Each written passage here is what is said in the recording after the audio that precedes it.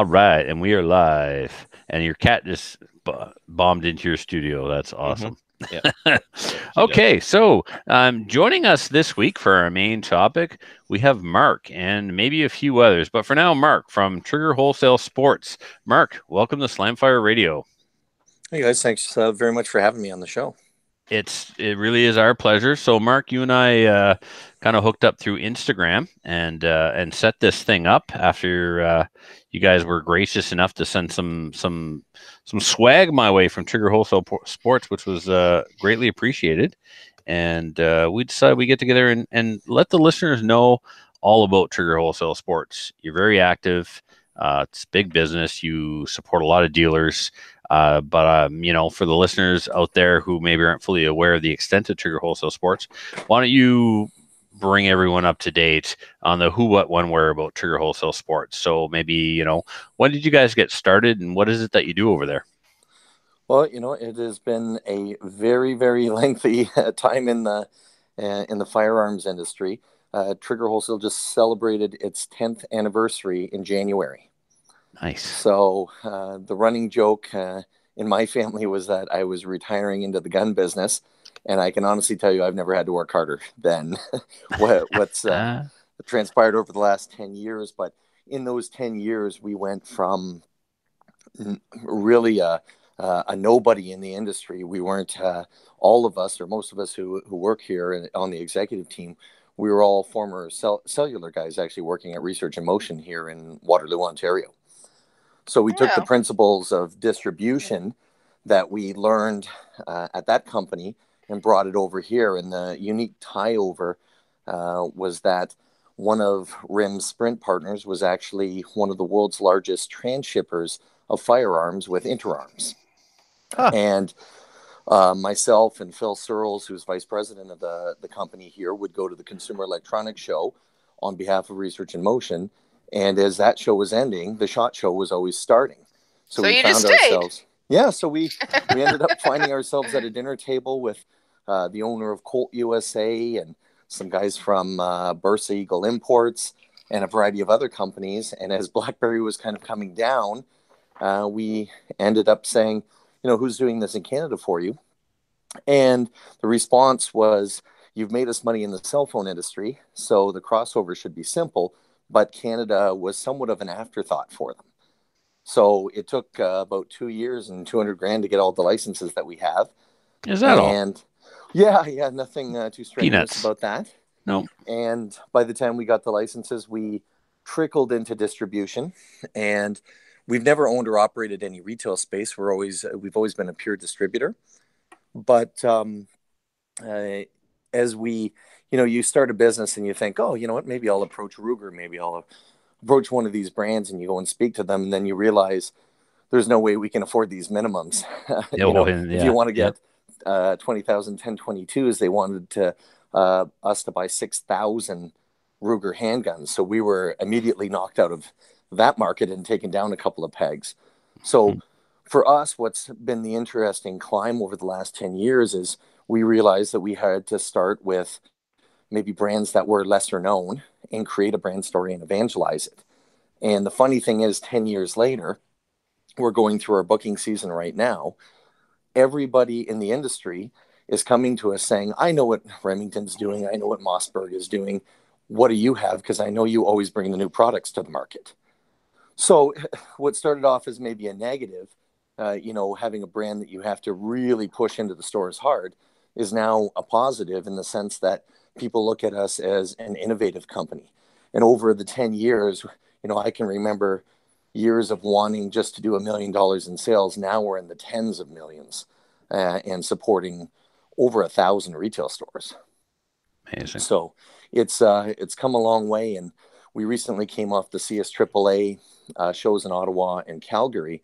And the interesting part for us was, the feedback. We have a SHOT Show quality trade show booth that we brought to these events, and the people who have been coming to these events year after year after year have seen us grow from a table and a tablecloth to now, $150,000 booth displaying more firearms than the entire rest of the show. So we took some other principles from, the cell phone industry where you were fighting for inches And we've started to deploy these strategies into the independent dealer and retail space in Canada with standees and fighting for mind share and advanced training and things like that. So it's really resonated with the market and kind of changed the way things are being done. So that it kind of gives you a just about Trigger Wholesale and, where we sit today, a slightly difficult market with the current government in Canada not being exactly pro firearm. We're at kind of the entry stages of building what we feel will be one of the most advanced facilities in not only Canada but in the world. We're putting up 50,000 square feet of warehousing that will also hold a multi-lane 100-yard indoor range, a 1 kilometer long outdoor range, and one of the most advanced trap pitches in the world. Yeah. And that's just outside the city limits of Waterloo, Ontario. So Nelly. No commitment there. I've got a multi-million-dollar construction bill that I have to swallow over the next couple of years. Wow. Any pushback from the community on that? We've got 3 facilities in town, and they are not well marked. And I would say that we quietly exist here. Yeah. That said, we have the attention of the city. In the early days, I actually, believe it or not, got kicked out of Waterloo because what most people may not know, because it wasn't super publicized, was that Waterloo, Ontario had the Ontario Glove shooting incident years before I was in the firearms industry. So they were absolutely not pro-gun. And the funny tie-in to Research in Motion, as Research in Motion started to fail and vacate buildings, they welcomed us back with open arms because they needed to fill that void. Since then, it took a multi-billion-dollar failure to get us back into town. But since then, Kitchener was very pro-gun because they had Colt Canada and Damaco. Mm-hmm. Okay. So, when Waterloo kicked me out, in 4 hours, I had permits from the city. And then, as we kind of advanced our business, we got invited back to Waterloo, and some of the representation of the city actually helped us find the existing building that we're officed in today. So it's actually been fairly easy. The CFO's office has been very cooperative. We're very tied into the RCMP organization and even Global Affairs Canada. So we have some of the MPs coming here in just a few weeks. So from that perspective, they've been very happy. Because we don't sell retail, we are a little bit out of the public eye. Right. So I imagine your main facility is just from the outside. It doesn't scream we're a firearms wholesaler. It just looks like a regular, nondescript, low key warehouse type building. Yes, it is. There's actually no signage. Some of the advanced fences and things like that, and the wide range of cameras may tip somebody off that something's in the building.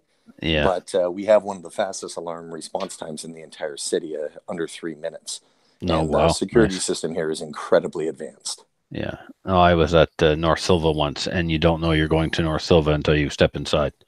Yes. Yeah, and that's the way they prefer it. It's somewhat discreet. Absolutely, yeah. Yeah. So yeah.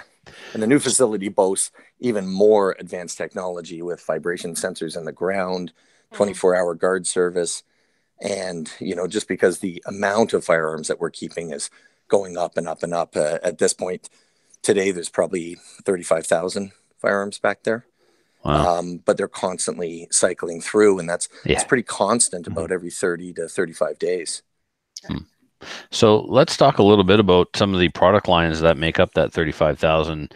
The listeners can go to your website, and they may be confused at first by seeing MSRP prices, but now they'll understand, oh, I get it. Okay. They're not selling retail off their website. And the product lines that you carry are there. But in the meantime, let's talk about some of them. What are some of the brands that you're carrying that nobody else is carrying, let's say? Well, from Turkey, some of the premier products that we would have are going to be the F12 Typhoon, which you're familiar with, and it's very popular on the global competition scene. We have bullpups like the FD12 and the Ranger bullpups, which were some of the first. They are the first 2 Turkish bullpups approved for commercial resale in Canada. Amazing. And those are the types of products where we control the entire brand messaging and brand story, and it's great for the retailer. It's great for the consumer. But then we have mainstream. For some of the F12 owners, just because this is probably not the 100th time you've heard it, probably the 99th time you've heard it, are you bringing any AS46 mags in? Oh, stop.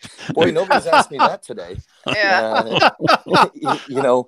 It's a unique thing. The AS46 pump action, spring assisted pump action shotgun sold very, very well in Canada. Several thousand pieces. Yep, the AS46 magazines are, I would liken them to a LAR-15 pistol magazine for the ARs. Yep. The magazine sales grossly outsell the firearm. That's strange. That's like to have a lot of mags each. Yeah. It's a weird phenomenon. The vast number of people posting images and things like that has garnered the attention. We noticed at the CSAAA events that the RCMP FRT lab was out, Global Affairs Canada, and even some of the NWest and East team who tracks all of the firearms in Canada and major incidents. We had a conversation about it, and I am seeking a written authorization to continue to sell those magazines. Right now, it is definitely not a no. Okay. So that's a positive. They're merely going, and because we have a very large volume of them, and I said, what would you like me to do? I said, I would feel more comfortable if you gave me a written authorization to make sure that nobody's going to have a problem with these things. And, right. That's what they've agreed to do.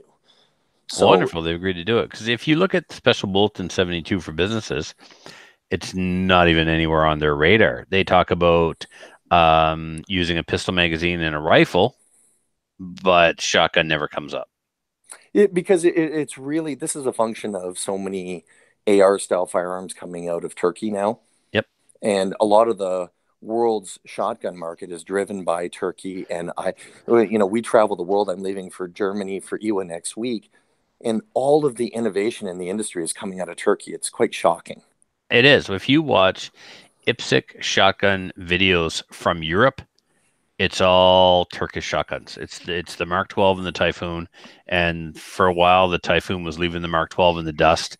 You could buy the Typhoon, and it had literally hundreds of dollars of accessories extra in the case with the gun. Not only did you get an amazing shotgun with amazing features, it came with a pile of extra accessories.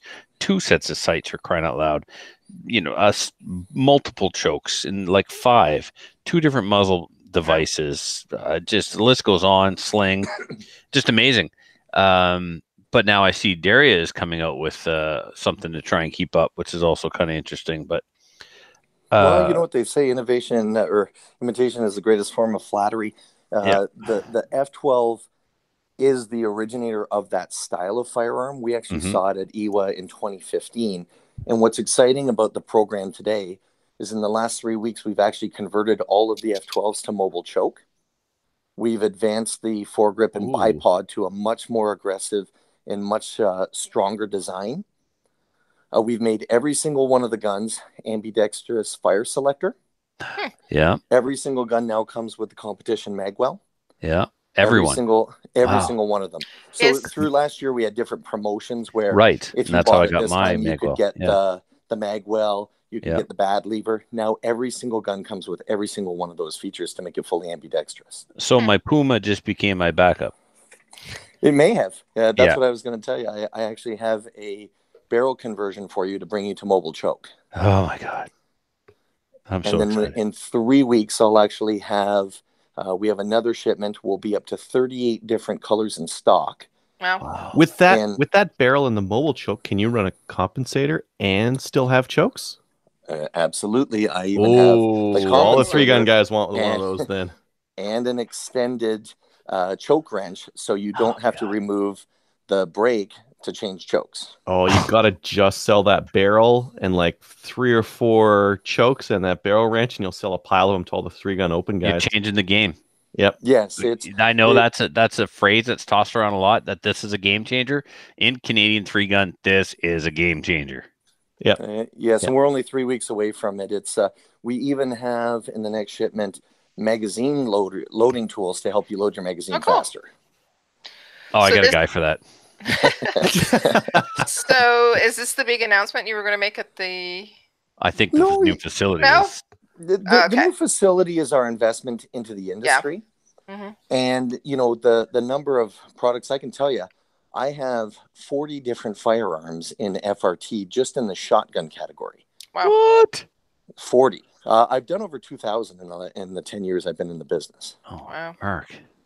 So I have some stuff that will absolutely blow people's minds. One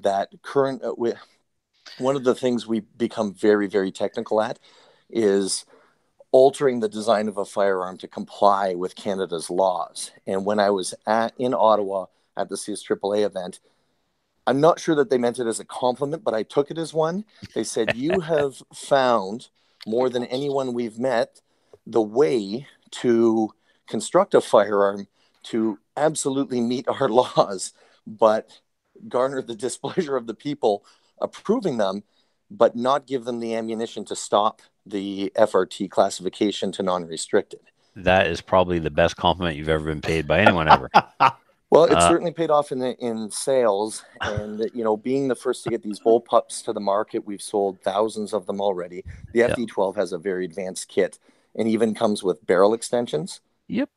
So, and barrel extensions are something we're now going to offer for the F12 platform as well.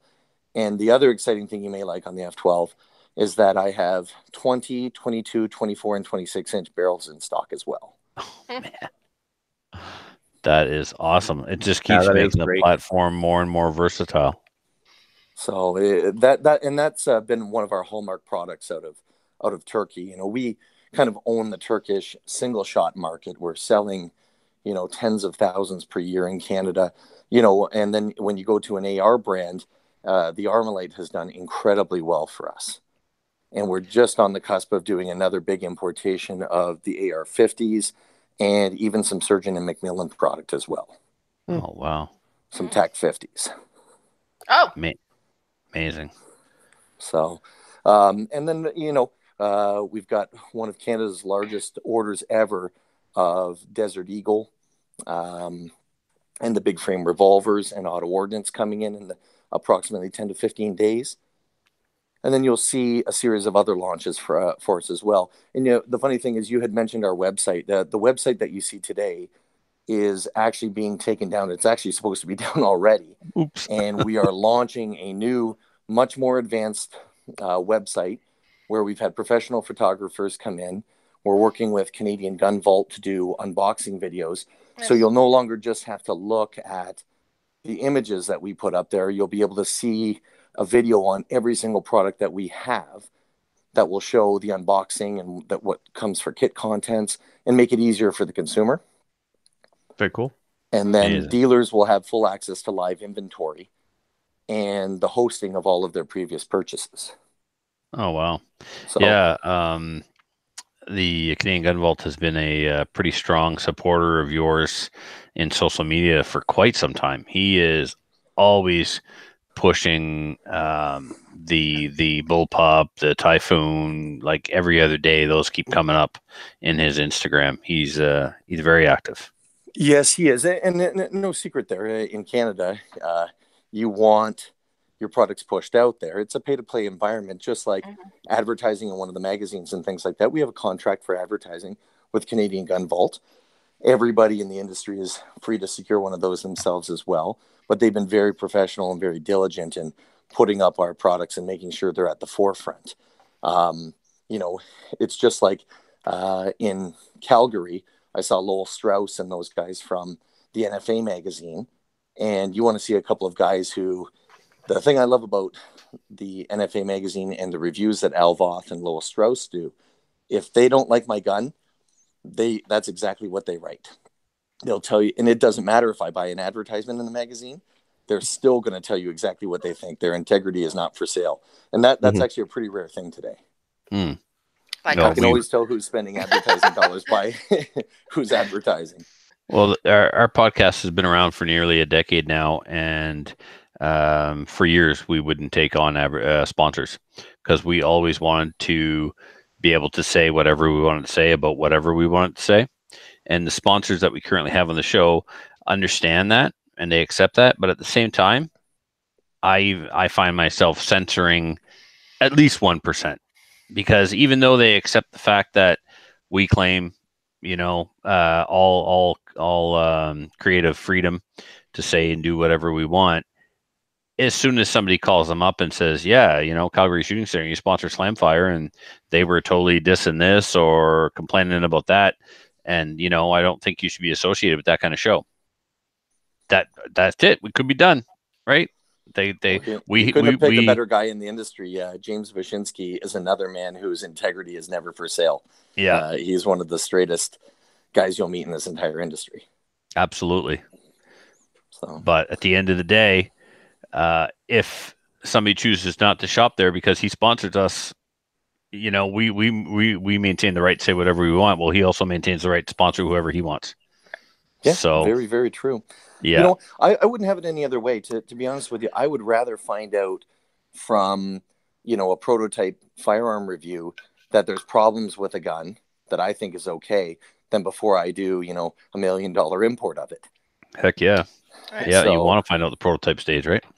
Yeah, so, and we've, believe it or not, the number of people in Canada, whether they're competitive shooters, dealers, who have been able to give feedback into the manufacturing sector through us and with us, has completely changed some of the products that have come to Canada, especially on the Turkish market.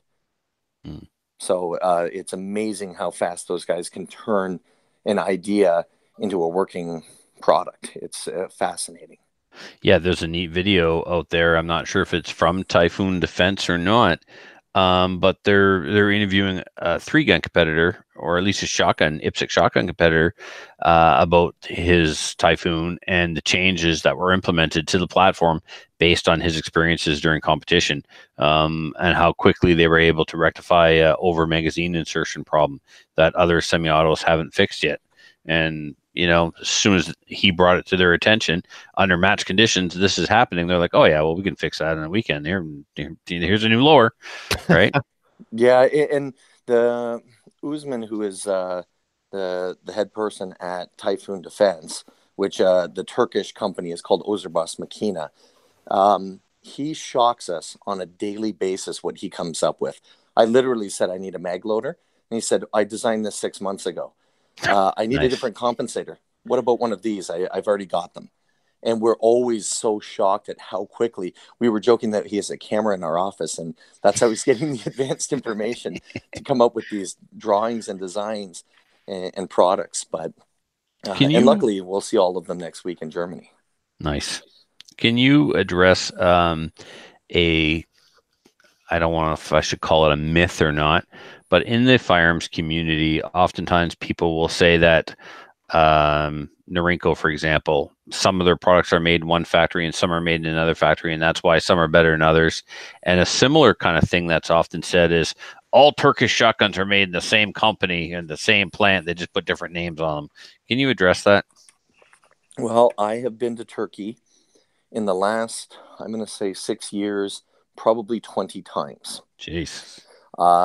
We've even been invited to the weddings of some of our vendors as well. So we're heavily entrenched in the market.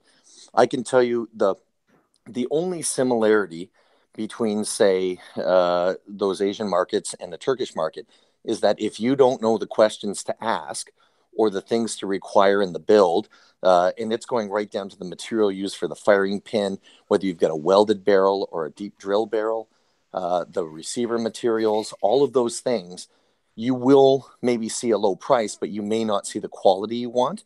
And we only know this through experimentation over the years. So you have to get really, I send a purchase order to Armalite, and if there's 20 items, they can fit on one page. If I send the same order into Turkey, it could be 30 pages. Because I'm getting right down to the nuts and bolts, the Cerakote color, making sure that it's US made Cerakote. And I can tell you, Bayashir, Konya, Uzumlu, Huglu are the main cities for firearm production in, a more remote part of Turkey. Now, Konya is, I think, 1.3 to 1.8 million people in the city, so it's not small.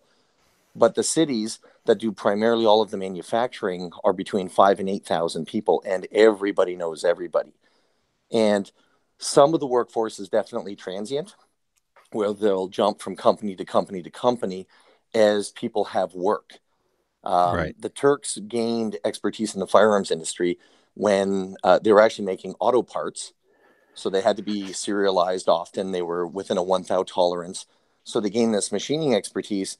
And through the ebbs and flows of the auto industry, they needed to divest into something else. And firearms is the direction they went.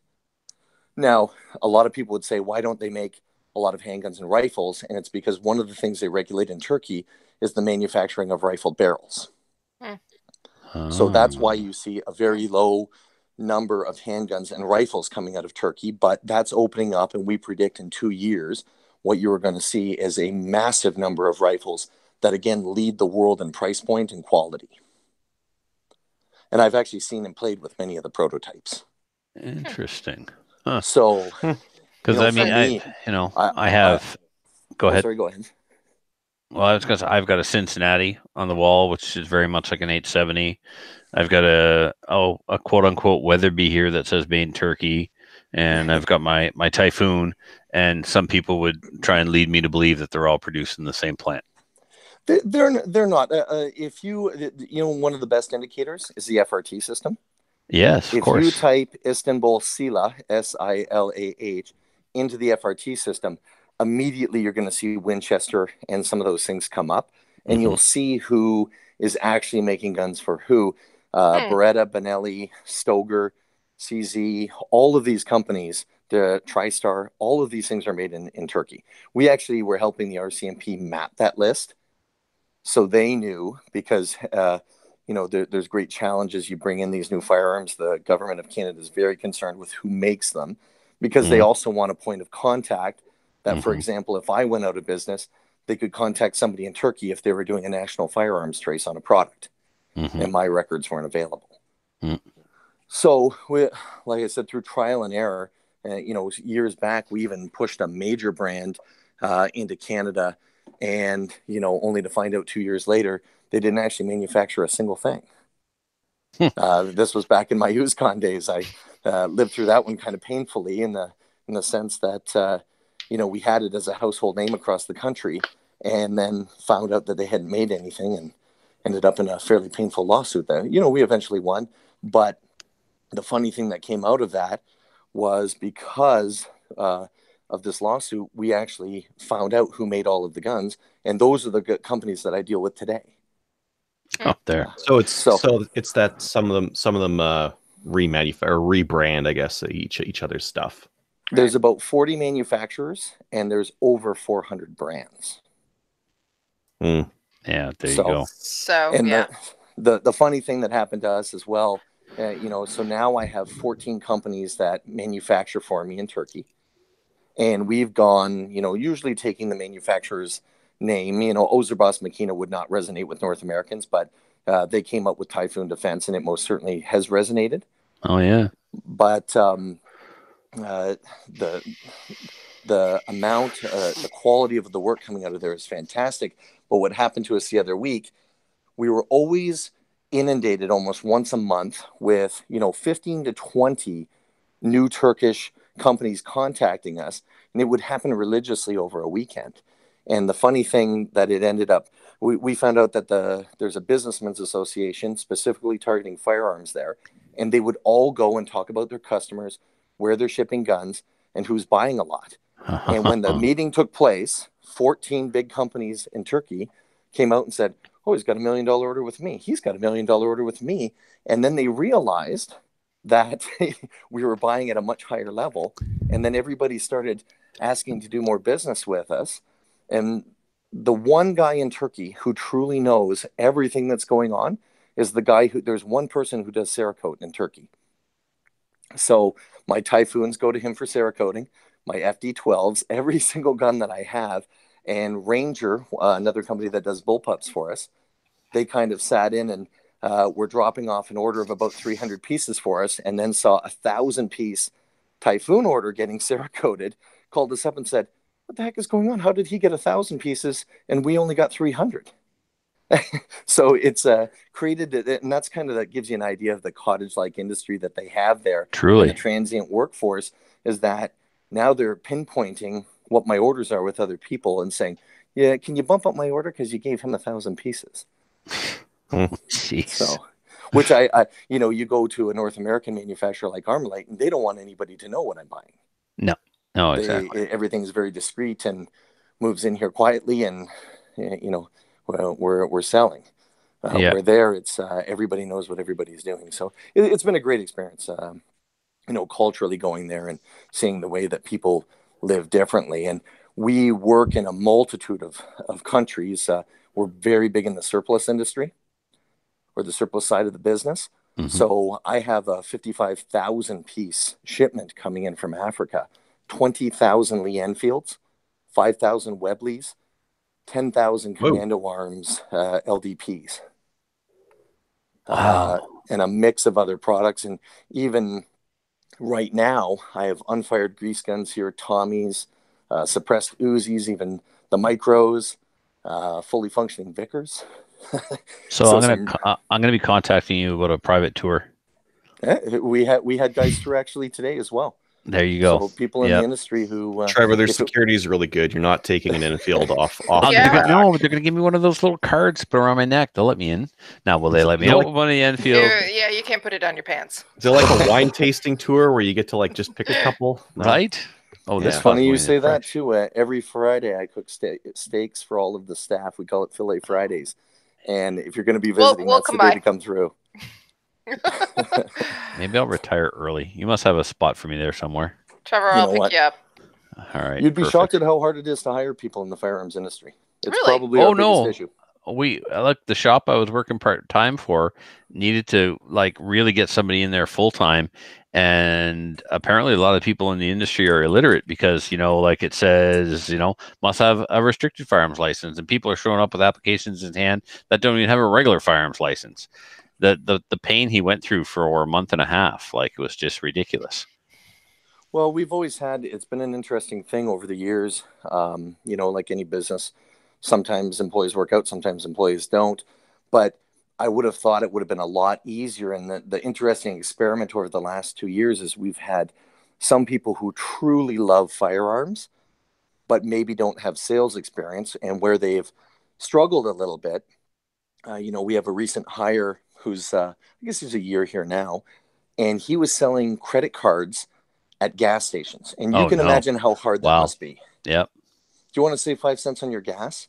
I know what I would say. Yeah, we don't even answer them. We just walk by them we don't even see them. Yes, and this young guy, we found him.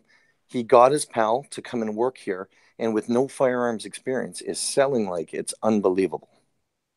Oh, that's competitive. And so it's been really interesting. We've actually, some of the most recent hires here have not come out of this industry at all. They've got great sales skills, and they're learning about firearms. Well, you know what? Sometimes that's actually the best. Train them up the way you want them, right? So, well, Mark, before we say goodnight, you've dropped a lot of awesome bombshells and insights on us. Is there anything else you want to cover before we cut you loose? I have never been a political person.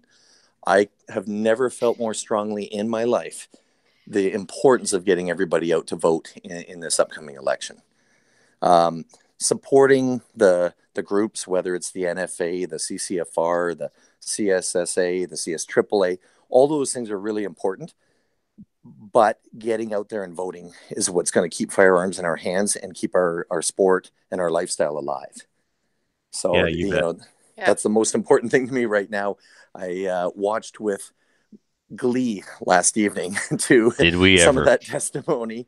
And I was even calling up people that I know voted for him and said, this is partially your fault, Yes, absolutely. And you're off my Christmas card list. Yes, my sister-in-law and my brother-in-law took the brunt of it. And I said, because I always, I obviously I have a vested interest in the firearms community, but I also, when I'm not working here, I have a great love of firearms and the engineering and those things. And to think that some of that could be stifled for a couple of years until the government changes over again, bothers me quite a bit. So my big thing is support the organizations that are supporting us, because they are working very hard behind the scenes. But the biggest thing is getting out there and voting and mobilizing yourself. And of course, not everybody's a single issue voter, but I never was until I got involved in something that they wanted to take away from me for things other people did. Yes. Yeah, it's one thing that's weighing heavily on my mind, and that's why we've been touring MPs through here. We should throw a big SHOT Show event, and I had 5 MPs at that, and Andrew Scheer's campaign manager. Wonderful. So it was nice to see them kind of in public supporting you. It's one thing to get a phone call saying I've got your back. It's another thing to be in the public eye supporting you. So absolutely. Well, that was a wonderful note to end on, and you couldn't be more right. So let's hope that everyone, I'm sure all of our listeners are going to get out and vote, but maybe they can put pressure on those people that believe that voting doesn't matter and I'm just one person, Well, if every each vote one counts. You got it. Yeah. So, well, Mark, it's been a real pleasure, and I hope we can do it again sometime in the near future. Whenever you would like, and if there's anything we can do to support you, you let us know. Wonderful. We will talk. Thank you so much. A couple of new typhoons would be nice. You know what? I'm willing to put my my money where my mouth is here. Why don't I do this? I will donate 3 to you guys to use as you see fit. Wow, that's awesome. Way to go, Kelly. Squeaky wheel gets the grease. So I will send you a message. I'll give you the color palette of the 38 available colors, and you tell me which ones you'd like, and find a way to creatively use them and get them into people's hands. Trevor doesn't even need to shave his legs for this one. This is awesome. Yeah, normally Mark, I gotta shave something for free stuff. I'll leave that to you guys. Wonderful.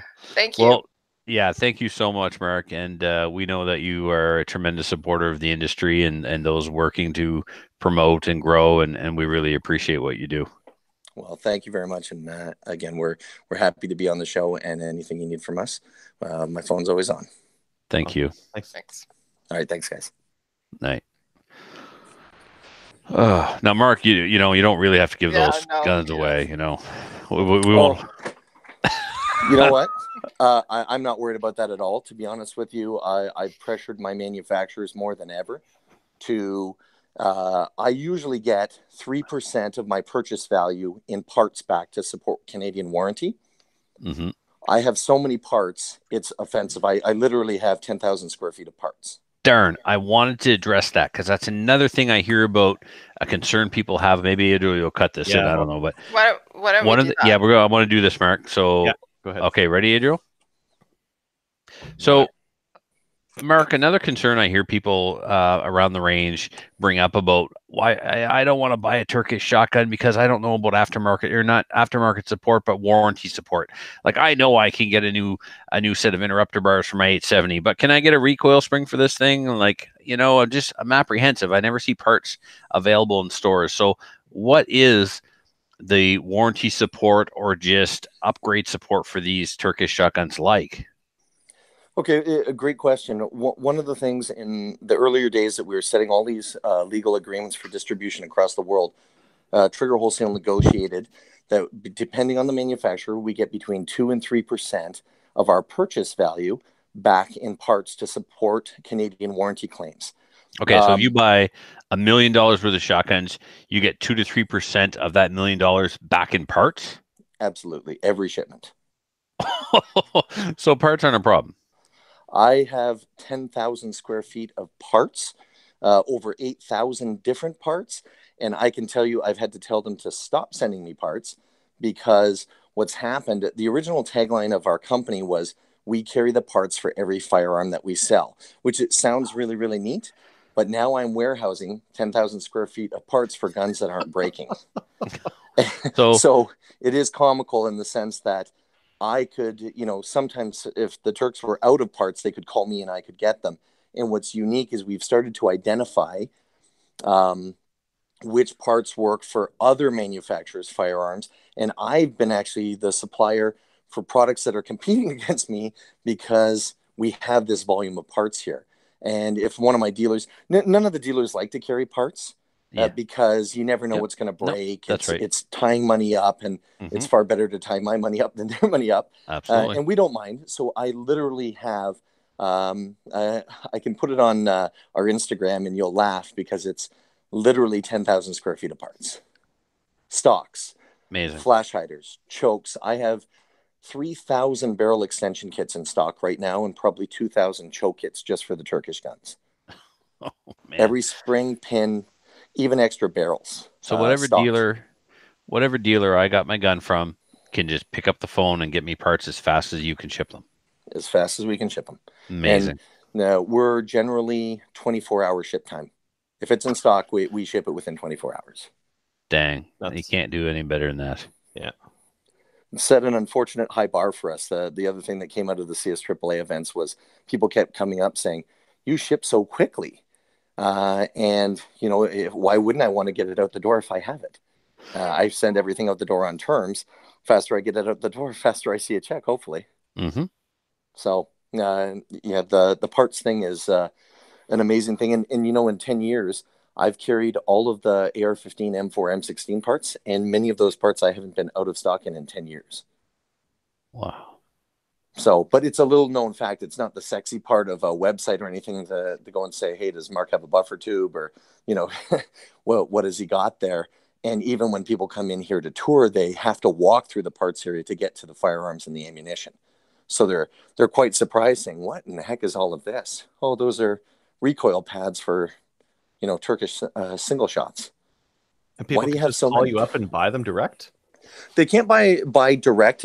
How warranty works on these firearms is we ask people to take it back to the point of purchase unless they are really far. As internet sales go up, we're finding that somebody may be in Calgary and they may have bought off of a Ontario dealer. The other thing that's kind of emerging in the market is now that I'm giving people access to my inventory, they are connecting it to their website and they'll sell out of my warehouse. So my guys are actually shipping it on the dealer's behalf. Interesting. Yep.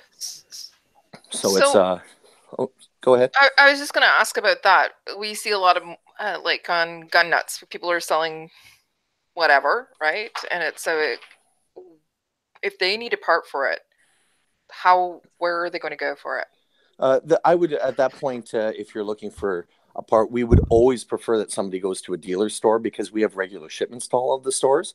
So to mail one part out here or there can be expensive, but if it's going with a pallet of firearms and ammo, no problem. You don't even feel the pinch of it. But if somebody was really in a pinch, we had a competitive shooter who broke apart. They were fairly remote. What we did was we called the local dealer and said, we're going to send it direct to him, and I will give you this credit on your account, which is the commission you would have got for selling it. Oh, jeez. There you go. Wow. Well, it took me 10 years to build this base of dealers, Sure. And if they feel I'm competing against them, you're right. Yep. Whole thing kind of crumbles. Yeah, that's right. Yeah. So we learned. The regional gun shows around here, I walked through it 4 years ago when people are still kind of saying, why were you at that gun show all those years ago? Were you going to sell stuff? And I'm like, no, I was just walking through. So I'm kind of, by the nature of my business, meant to sit further back. Yeah. Well, yeah, because, dealers, it's ugly, but dealers will rat each other out if they see somebody breaking MAP pricing. They do it. And that's actually a positive for us because once I send the goods out to them, they truly do, from a legal standpoint, own them. And they can sell them for what they want. It's just when the prices keep eroding and keep getting down to the basement, these dealers, they really need to be working on a minimum of 20% margin just to stay in business. Mm-hmm.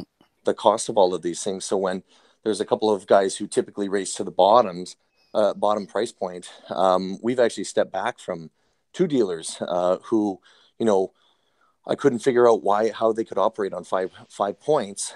And we just said, we're going to hold back and watch and see what happens.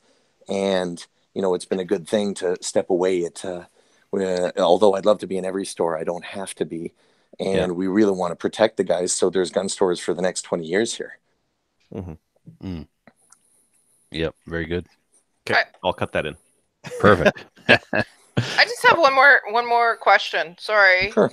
I don't know if we want to have it. So you said that you're opening this facility. When exactly are you going to be opening it, or is it going to be a retail location as well? There's no retail location in there. The Okay. idea of, I spent many years growing up golfing, and my family, my father was so addicted to golf, we traveled. Our vacations were almost centered around it. And in the golf community, there's a golf course in St. Thomas, Ontario called Redtail. And if you're a golfer, you know about it. You wonder how you can get there. You wonder how you can play it. It's an aspirational kind of thing. The Queen of England has stayed there, Sean Connery. And I've had the pleasure of playing the course. And the idea behind our ranges and stuff like that is we will not be selling range memberships for it. But anybody who is tied to the industry and wants to host an event out there will donate that property for them to use for their event. Okay, Whether it's a shooting event, competition, any of those things, we'll donate the space to say, you can host your event out here for free. Okay. Or law enforcement requalification, things like that. Okay. But it won't be a pay-to-play kind of range because we'll at that point be storing almost 100,000 firearms at any one time there. We don't really want people walking the grounds every day. Right. How about a charity shoot? Absolutely. Just asking. I think I've heard. Pushing the I've actually boundaries. donated to that many years ago to the. It's the Podcasters Charity Shoot. Charity Yes, shoot. sir, You you did. Thank you very much. I always say the best way to get a prize is to ask me for one. That's true. We don't often say no, but if that was something that you guys wanted to do in this neck of the woods, you'd be more than welcome to do it. The property is owned outright by us today. And the construction, we've already awarded the concrete and excavation contracts just 3 weeks ago. Awesome. So they'll be starting it in the spring. Coming soon. Very Nice. soon. We'll be in my contact. existence. Sure. We're looking at ranges out there. Okay. We would love to have it. Okay. Nice. All right. Well, we're almost at an hour now, so we will cut you loose for real this time. But it's just, we definitely got to do it again because you're just too neat of a guy to talk to and have too many awesome things the listeners want to listen to. So we'll do it again. Well, we would be happy to. And I've got your address from sending. Where would you like me to send those guns for you? Well, send one to me and then one to these two jokers. Sure. Just send me on Instagram the addresses they need to I'll go do to. that. Yep. And They'll give me a copy of the PAL. Yep. And they're yours to use how you see fit. Perfect. Well, thank you very much, Mark.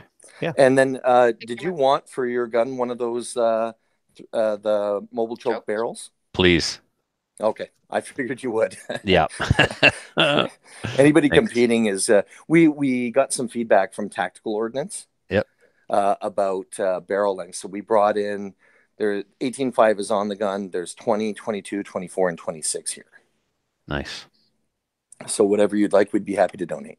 Yeah. All right. Cool. The choke one is that's killer all by itself. Yeah. Yes, it makes a big difference. And even with that brake and the extended choke tool, it makes a big difference for people. Heck yeah. Awesome. All right, Mark. Well, I'll have that stuff to you by the end of the evening. Okay. Thanks. Yeah. Have a great night, and thanks for having me. Thank you. Take care. All right. Bye-bye. Bye. Okay. All right. Are we ready to start the regular show, or does somebody need to have a pee break? No, just And need to get the notes open. Pee break, because it happens. Not to us. We're professionals. Sure. Okay. Pee breaks are for the weak. Here's a or bottle. The drinking. Pee in if you need one. There you go. This is Matthew really picked the wrong night to work on an airplane because there would have been 4 typhoons offered up. Mark's a great guy. Did I tell you about the fact that I won my shotgun from him? Yep. It was the original. Yep. I remember. It wasn't NewsCon. It was No, I run the NewsCon. BRS. Oh, it was NewsCon, wasn't it? Yeah. BR1. BR99.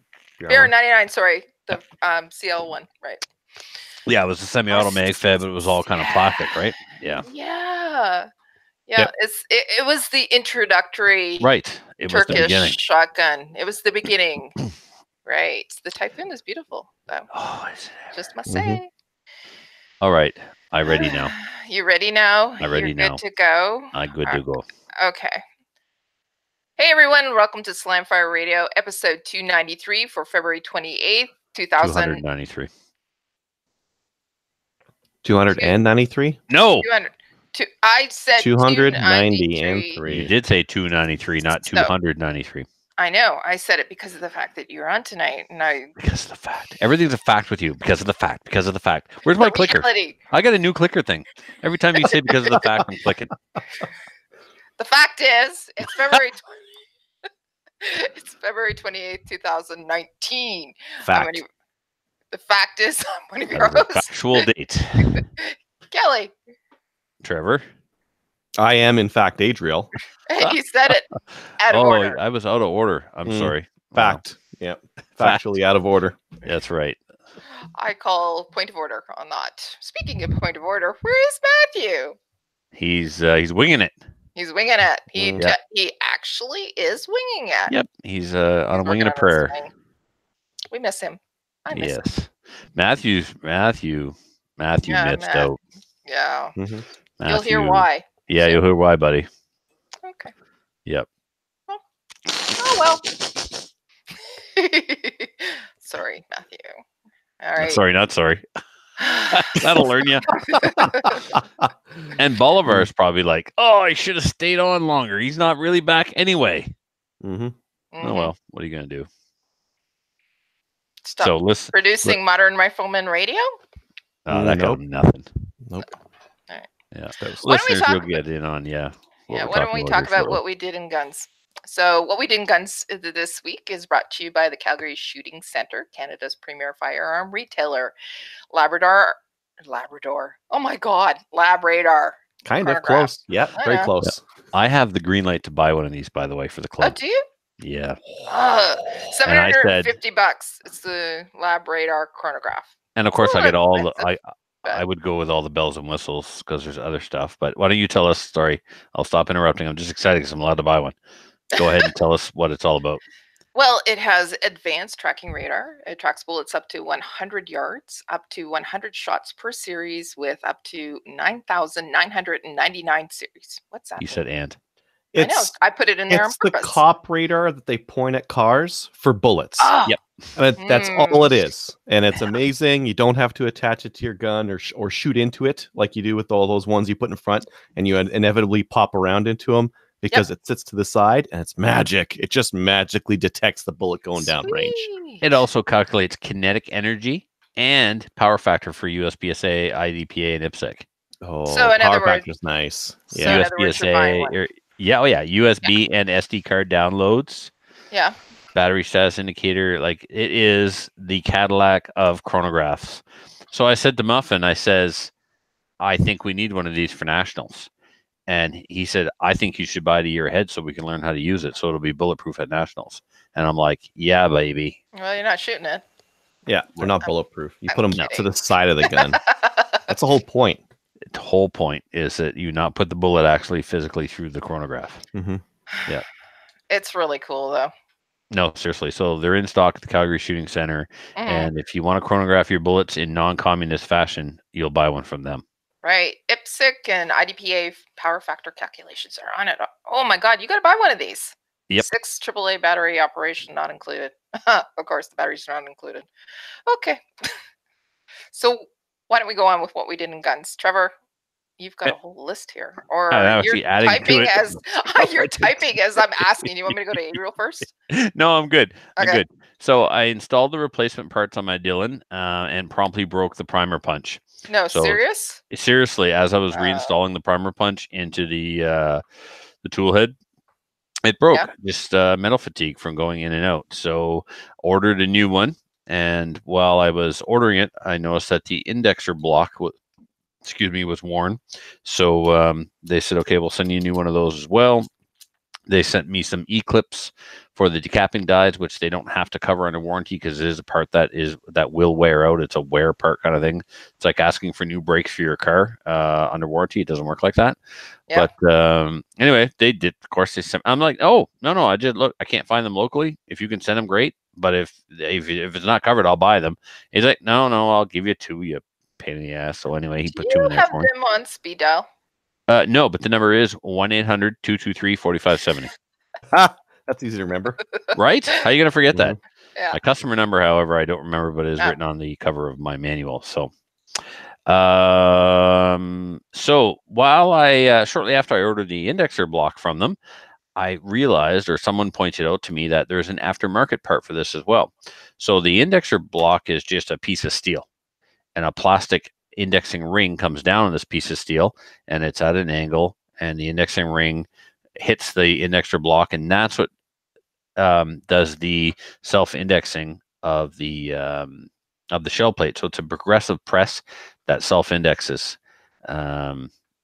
Automatically indexes. Yeah, like the 550 manually indexes, you actually have to rotate the shell plate by hand. Well, this one auto indexes. The machine does it for you on the downstroke. And it's a wear part. Got to keep it greased. I did keep it greased, but it wore anyway. So there's an aftermarket part where instead of it just being a chunk of steel at an angle, they've replaced that angular cut of steel with a ball bearing. So now your index ring comes down on a ball bearing. So it's not going to wear, because the ball bearing is turning as the index ring hits it. And it also makes the press a lot smoother. I had the upgrade bearing kit for my shell plate, which included a low mass detent ball and a low power spring. That didn't work anymore. The shell plate would actually snap backwards. It wouldn't lock into place and index correctly. So I went back to the I just took out the spring and put Dylan's spring back in, kept the low mass ball, and that locked everything up accordingly, like it was supposed to. So that took some doing, but I got her all done. I went shooting with Captain Andy. I brought my FX9 to Nova Scotia. We went to, how do I pronounce this? He never says I do it correctly, and I say I don't pronounce it on purpose, but it's Nantucks or Nantucks or Nantucket. I don't know. It's a nice indoor range in Nova Scotia. We went there to sight in my FX9. So at this point, I had 170 through the gun. I put loaded all 17 of my mags up. So I had them loaded to go, so that was 170, plus I had another 100 rounds. Throughout the 170, so the second 170 I put through the gun, I had one failure to feed. The bullet somewhere didn't make it from the magazine to the feed ramp and hit the side of the feed ramp or something. That's been the only legit malfunction that I've had so far. There was also, in that batch of ammo, though, 50 rounds of rejected ammo that didn't go in my case gauge, so it could have been one of those rounds. I don't know. Yeah, I don't know. I didn't mark the mag that, these 5 mags have the bad rounds. I didn't bother. I just, whatever. So, and then I went to the AMA range on Saturday afternoon. Actually, this was really cool. Normally I shoot there on a Sunday, and then I got to drive 5 hours home and get home at like 11:30 at night. The match, they actually put on Saturday night squad. So we got there at 5. We started shooting around 5:30, and we were out the door by 7:30. It was amazing. Did you meet up with Brad to Nope. do some shooting? No? Okay. No, don't think so. I think he said he wasn't a member at Nanchucks, so... No, he's not, but he's a member at AMA. Right. So I don't know if Brad came out to watch or not. A buddy of mine did with his neighbor's kid and stuff. But so the match was awesome. Unfortunately, I only finished second, and here's why it sucks, because I wanted to be the dude who said I won the first PCC IPSC match in Atlantic, Canada. Unfortunately, that honor goes to Derek Merriweather. He is a listener of the show and a cool dude. He's watching right now. Is he? And a better shooter. Yep. And apparently a better shooter. Here's the thing, though, Adriel. Hey, Derek. Oh, are you going to play What If? Yes, I am going to play What If. If you go to Practice Score right now and you look at his time, you look at my time, he was, for the entire match, 5.98 seconds faster than me. Okay? But on one long course of fire, he beat me by 7 seconds just on that long course of fire. On that long course of fire, the problem I had was, and they may have actually shot it smarter. We shot it one way, they shot it the other way. We circumvented a shooting position by shooting through a hole in a wall that they forgot to cover. But the master director was like, all right, sniper boy, if you think you can do it, do it. Well, next thing you know, Captain Andy's doing it with his pistol. So it wasn't really all that hard. But we started on the left, they started on the right. That may or may not have been the problem, but for sure what was definitely the problem was I had 2 failures to feed. So I did a mag change, put the mag in, didn't seat the mag correctly. So you shoulder the rifle, take a sight picture, bang, click. Oh, crap. You got to take the gun off your shoulder, tap the mag, rack the charging handle, come back up, bang, finish your sequence. Run down range to another shooting array, perform another mag change, do the same thing. Don't seat the mag properly. Sight picture, bang, click. Oh, tap, rack, bang. cost me, I don't know. He beat me on that stage by 7 seconds. So on that one stage, he beat me by 7 seconds. But over the entire match, he only beat me by 5.98 seconds. He also, in fairness, had more points than me, but I think I had more alphas. But what didn't happen was the PCC shooters at this match did not beat the best open shooters or the best Yeah, that production kind of shooters. surprised me when I saw that. Well, we got some strong open shooters and strong production shooters. Like that one production guy, Fernando, he's an android. I mean, that's just a fact. Everyone knows that. Like, he doesn't even speak proper English. Could be because he's from Quebec, but I think it's because he's an android. I'm not a scientist. French android. A French fast shooting android, like he's a machine. So aren't all of them fast and androids from Quebec though? You got No. ATM, right? Well, ATN would be more like the $1 Million Man. They had to rebuild him after he blew himself up with that DA-50. Right. So what else we got going on? And then I got home and I decided to clean all of my IPSC pistols and my FX9. I found a worn part, my FX9, so I put in a warranty request with Freedom Ordnance, and then they pass that along on to Wolverine. And I think they get back to me on that. So I also emailed Wolverine pictures of the worn part. The firing pin retaining pin is all peened. So when the firing pin is getting struck by the hammer, it looks like it's going forward and peening the crap out of this pin. So I'd like a new pin, please. Yes, Is that the pin or the firing pin? Because maybe the firing pin wasn't cut correctly and it's going too far forward.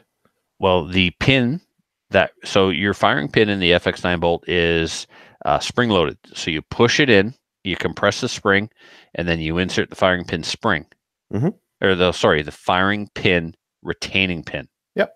Okay. So whenever the firing pin is striking the retaining pin, either on the way forward or on the way back. I'm not sure. I'd have to look at it and see. I mean, it's in between. It's probably on the way back. I'll send you some pictures of how the parts fit together. Back. Yeah. So on the way back, it's going to get hit every time, no matter what. And that shouldn't have as much force. It should have more force on the way. Right. It should have more force when the hammer hits it than when the firing pin spring returns the firing pin. Yeah, because you'd expect that it would hit it every time, regardless if it did that. It's always going to return and hit that, like your firing pin's coming back. Yeah, it's always a stop on there. Yeah. Yep. So it's probably on the way back. So maybe that pin is just too soft. I don't know. Or maybe it's design. I don't know. Anyway, it's all peened. So we're going to wait and see what Freedom Ordnance and Wolverine have to say about it. And I checked with 2 other owners, and they have the same damage. So, I mean, damage. The gun works. This thing is peened, but whatever. How bad enough where you're like, it just looks a little bit damaged, or bad enough where you're like, that's going to break after a while? Oh, yeah, I think it will. I think it's only going to take so many, so I'd like to, have a fresh one maybe for matches and keep the other one in during practice. Yeah. It's kind of silly to have to do that, but I don't want to have it break during a match. And maybe unnecessary. So we'll see what they say.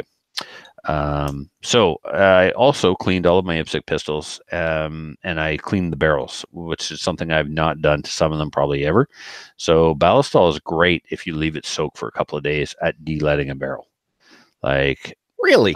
Oh yeah. Yep. Spray the barrel with Ballistol, leave it sit. And then even before you brush it, you can put a patch through it and pieces of lead will come out of your rifling. Really? Yeah. You'll see the lead on the patch. Yep. Pro tip. So I did that, and then getting lead out of a barrel is a pain in the butt. That's a terrible job, dude.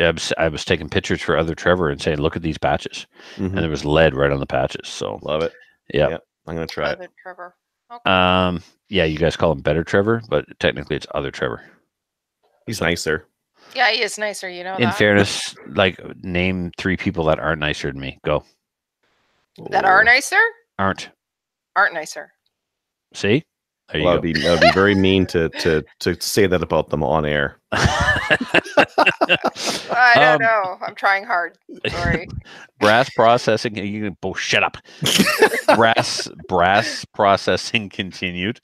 More 9mm, more 223, more 308. My 308, I'm uniforming primer pockets and lightly neck turning and deburring flash holes. And then I loaded up. I bought a pound of powder in Nova Scotia, H325. Can I ask, Yes. are you loading it with the right powder this time? Oh, you jerk. Nice. Son of a bitch. Sorry. Not sorry. Yeah, so I bought a pound of the correct powder in That's good. it wasn't even the powder I screwed up last time. That was Tight Group and 231. 231. Yeah. So this was H325. I had some bullets left over from a couple of thousand that I had loaded, so I loaded up 150, finished them off, and then years ago I had loaded some VMAX, 55 grain VMAX in 223 for my XCR. And I loaded them with a recipe I got from Bolivar, 24 grains of H325, which is a good plinking recipe. It was a good 3-gun recipe. Wasn't super snotty. Like, I don't even think it was in the 3,000 feet per second range. So I found a published recipe in a Spear manual. It's the only manual I could find this published data in for 26 grains. So I didn't want to go rogue and up it until I found it somewhere. So I found a 26 grain recipe. So all the ammo I had at 24 grains, I pulled apart, reassembled with 26 grains, including these couple of 155 grain VMAXs. So now they're loaded up for my SLR. So I'll sight my SLR in with these and then just shoot whatever else through it and aim off or whatever. But if I need to go hunting with my SLR, this will be the ammo that I'll grab. So, and then I bought a new Dillon. There's a gentleman from Nova Scotia who was shooting open and he's leaving the sport, and he had a Dillon Square Deal B. Okay. Yeah. Well, actually, it's a guy in New Brunswick who had a Dillon 550 that I was looking at with set up for 3 calibers. And it was a good deal. It was a good deal. I think he was asking 1,200, and in the end, I think he let it go for 900, which is really good. So I was looking at that, but then when this Square Deal came up, the Square Deal, you got your 550 and your 650, and basically there's 2 major differences between the 550 and the 650. The biggest difference is the 650 auto indexes. The shell plate rotates for you. The 550 does everything the 650 does, but you have to manually index the shell plate. They're both considered progressive presses, like a step above a turret. They both will do rifle as well. The 650 is set up out the box and expected that you're going to use a case feeder. The 550 is not necessarily set up for a case feeder, but you can modify it, or you can add a case feeder to it. Very few people bother. It takes a while to get it set up to work correctly, but it can be done. The Square Deal is like the 650 in that it auto indexes, but it's like the 550 in that no case feeder. So you have to manually put a bullet on and manually put a case on, but it auto indexes. Another drawback, if you see it this way, is it only does pistol, and it uses its own proprietary dies. Yeah, they're like these little weird little ones, but it's really compact. Like if you look at really the whole press, it's like tiny press, super smooth, super reliable. A pain in the butt about the 650 is every time you turn the handle or crank the handle, it'll spit out a primer. There's nothing you do about that. That's not true. There's a hack where you can put a piece of wire and hook the arm over, and it will hold the arm back and it won't spit out new primers. But that's like a hack job. There's like some guy literally selling you bent pieces of wire on eBay, calling them press upgrades. Like, it's ridiculous. Any twit with a pair of needle-nose pliers can bend a coat hanger and make this hack. Anyway, the 550, the Square Deal doesn't do that. The Square Deal will not spit out a primer until it's time to seat the primer. So that, to me, is a huge advantage. So yeah, small, compact, inexpensive. Brand new, I think it's $500. You can put a strong mount on it. You can put a bullet tray on it, and it's got a tray that'll catch your finished rounds of ammunition. This press is still in the box. He told me he only loaded 4,000 rounds on it. Captain Andy looked it over. He went to pick it up for me last night. I got it for $375. Nice. Boom. Seriously? Yeah. Great little presses, and you can set it up. It'll be your permanent 9mm press. You got 40 it. cal or whatever, right? Yeah, it's coming set up for 9, and that's all. That's it. That's my 9mm press, because I load a lot of 9, because now that's primarily the caliber I shoot in competition, whether it be PCC or classic. So rather than tearing apart my 650 all the time, just leave it. so like to buy a caliber conversion kit for the 650 with the quick tool, with the quick change tool head, right now is almost $500. So I got a whole press with a caliber ready to go for 375. Like win, win, win, win, win. Yep. So that being said, I did buy a 45 ACP. It's actually the one that I used to own. I sold it to Dave. I'm buying it back from Dave, and I was going to. I'll sell off my caliber conversion kit for the 650 for $9. I'll sell off my Dillon dies for $9, and I was going to buy a 308 caliber conversion kit. But the 308 caliber conversion kit and the 45 are almost identical. It's the same tray that slides the brass from the case feeder onto the shell plate. It's the same shell plate. It's the same locator buttons. All I need is a piece of plastic at the top, and maybe I just literally need like one piece of plastic to hook up to the case feeder to dump those 308 cases in. Because now that I've got 3 semi-automatics in 308, I'm going to be processing a lot of brass through my RCBS small base X die, and the best way to do that's on the Dillon. So that 45 caliber conversion kit will double as a 308 caliber conversion kit. So that's it. How's about you, Adriel? What load did you say you're running with that H? Was it a 332 or 335 that you were running? H335. I upped it from 24 grains to 26. Yeah. Not finding it there, eh? No, it was in there. Oh, was it? Which manual? Lee. Yeah. It was in the Lee. And was that the max? I was just looking at the 23. The 53 grain bullets, and there was that was the max.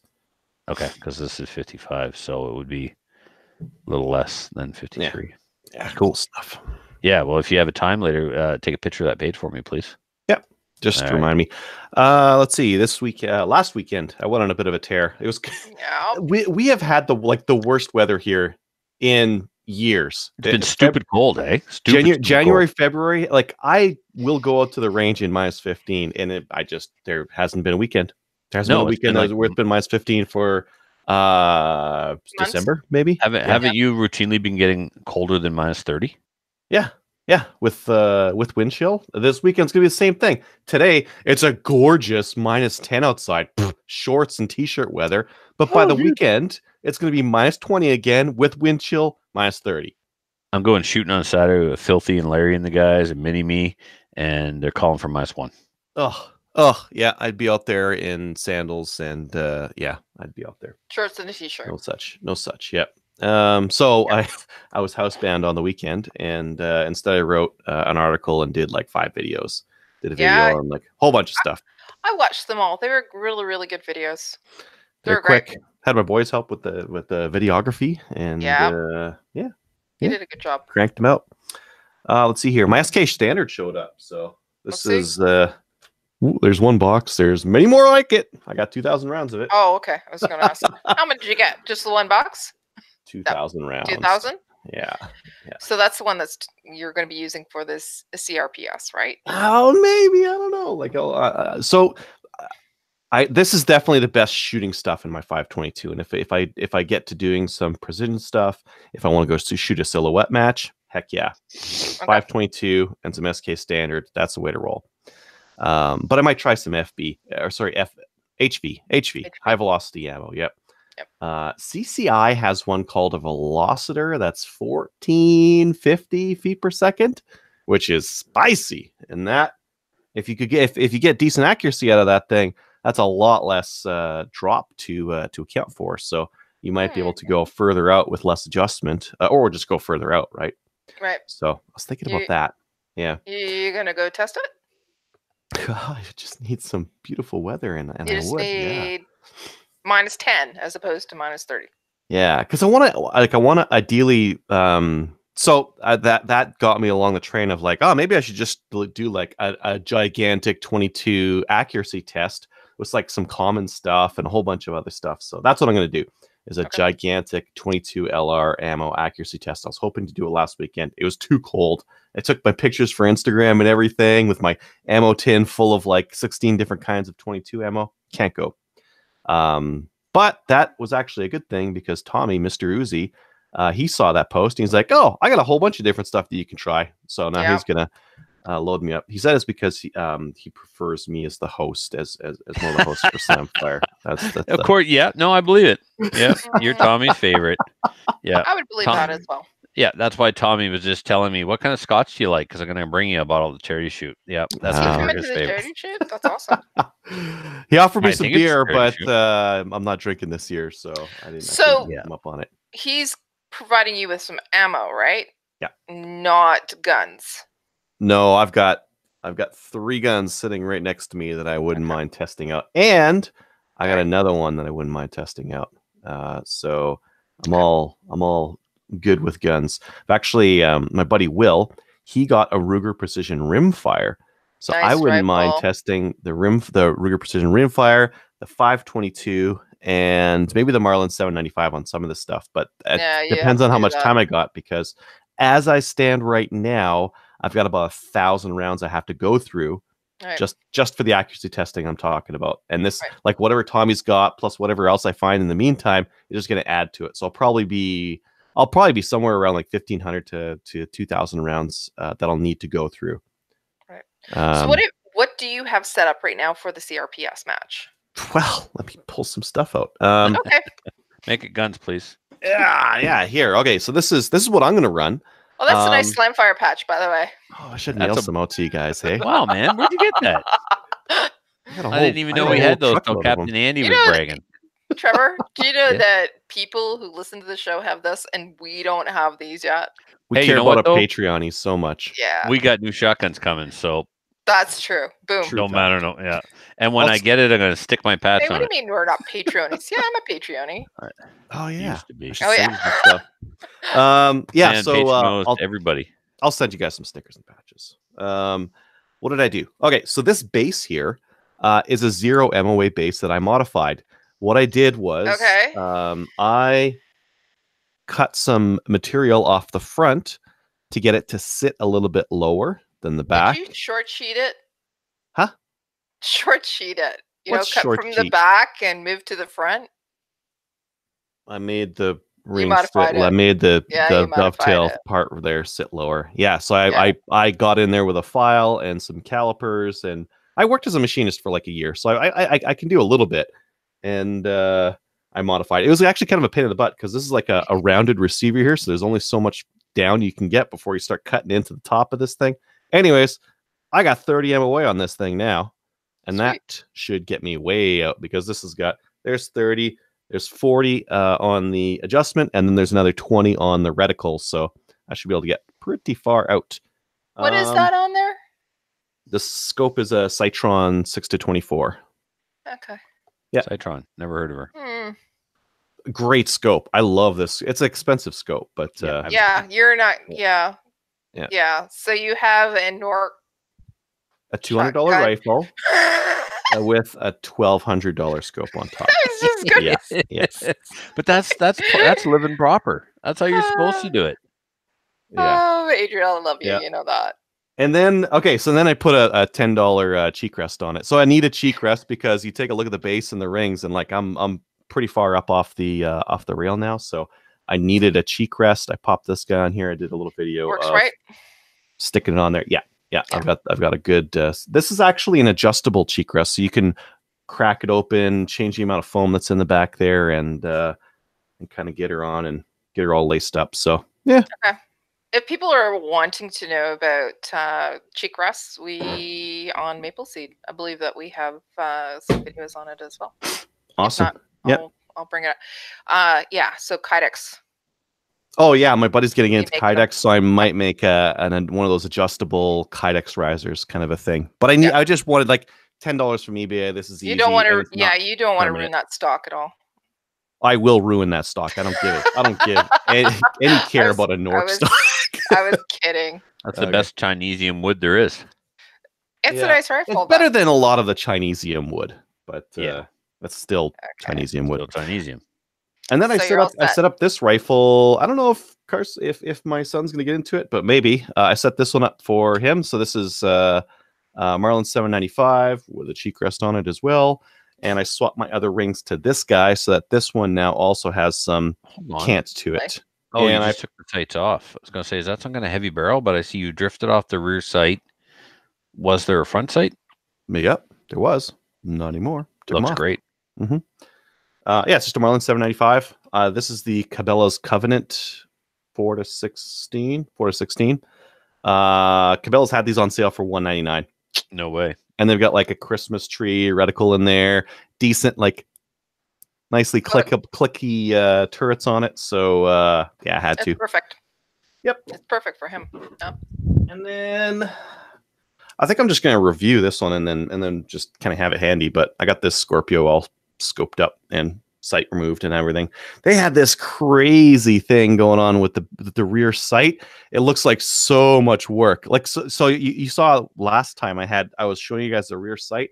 Yeah. I actually saw it was underneath it, and it's that's this like crazy machined in sight bridge kind of thing that they got there.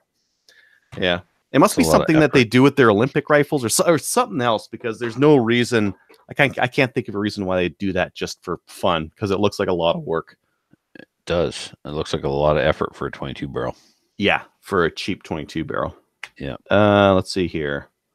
Freedom Ventures popped some stuff in the mail for me. I've got a couple patch guns for 3-gun club coming, sights for my GSG 1911-22, and sights for my Nork NP29, just the front sight. So that should be fun.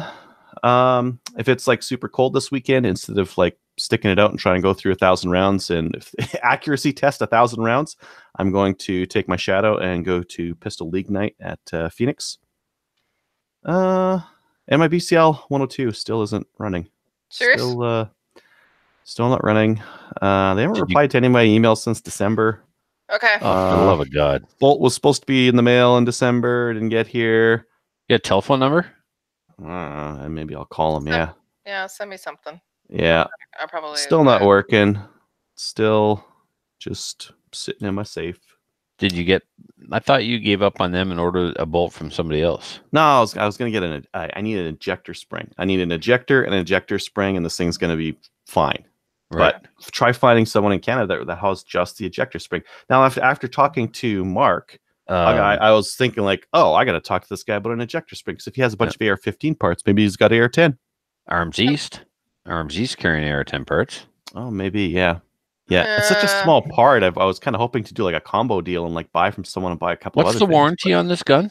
Lifetime. Yeah, lifetime warranty. Yeah, and they can't email you back since December. Yeah. You know what? A Tiger can't change its stripes. Yeah. Anyways, yeah. So still waiting to do some stuff on that, and it'd be nice if I could do something with the gun I bought in November. But what did Shakespeare say? A rose by any other name would still smell like shit. I think that was the quote. Something like that. No, I'm pretty sure that was it.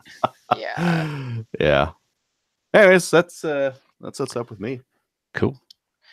Mine's very short compared to Trevor's. I hear that a lot, especially from women. Yeah. Calendar. Make sure you register your calendar, because tomorrow is a new month and there's going to be a new good draw. it did me. Hey, there's 12 more months. 12 more. Wow, what a long year. 10 more. Oh, no, 13. Subtract 2. 11 more months. Okay. 13. Yeah, because December, right? All right. There's 2 Decembers in a year. There's 2 Decembers in a calendar year. There's 2 Decembers in that calendar. From Christmas. Christmas gives you an extra December. Yeah. Right. So 10 more months. Whatever. Register it. There's another draw tomorrow or the next day, whenever Tracy gets back from. Well, tonight's actually town hall, so whenever she gets back from that. Oh, she's away. So the Mark Holland one in Ajax. I'm excited about that. I want to see what the feedback. I decided to come on this show as opposed to going to some other things, because I could have been in Ajax, or it could have been at a baby shower. Who could blame you?